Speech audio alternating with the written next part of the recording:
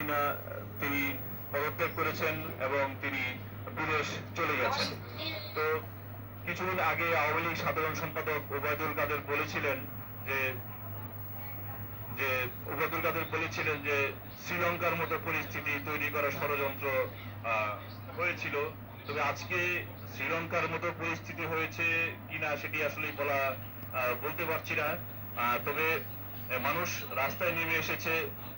গত 16 বছরে আসলেই মানুষের যে দ্রব্যমূল্যের যে ঊর্ধ্বগতি, মুদ্রাস্ফীতি এবং এসবের কারণে মানুষ অনেকটা ক্ষুব্ধ ছিল।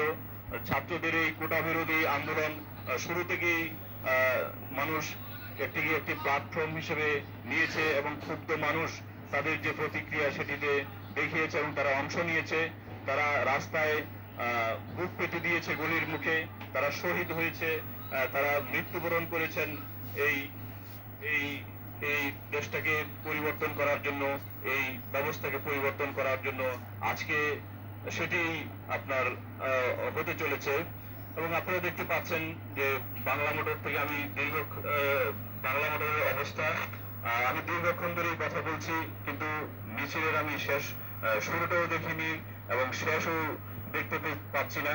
তার মানে যে ঢাকার যে মানুষ প্রায় 2 থেকে 3 কোটি, তারা অনেকেই রাস্তায় নেমে এসেছেন আশপাশের জেলা থেকে। আজকে দূরপাল্লার যানবাহন বন্ধ ছিল, আপনারা জানেন কারফিউর কারণে। মানুষ যে যার মতো পেরেছে রাজধানীতে প্রবেশ করেছে এবং রাজধানীতে প্রবেশের কালে বিভিন্ন ধরনের পুলিশের নির্যাতনের শিকার হয়েছেন এবং তারা